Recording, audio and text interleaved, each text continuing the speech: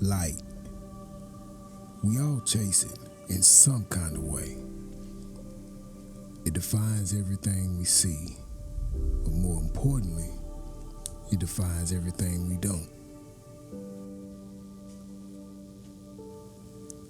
For years, I thought light was something you learned, something you measured, something you controlled.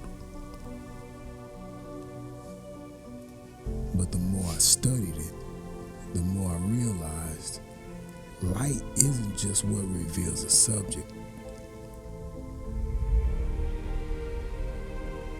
It's what reveals a story,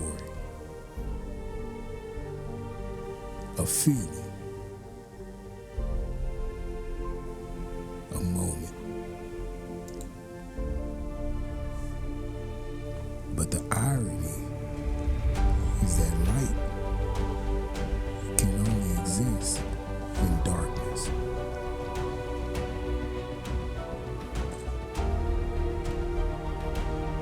Because once you find your way, you begin to see it. In the places you expected, in the places you didn't. The goal is never to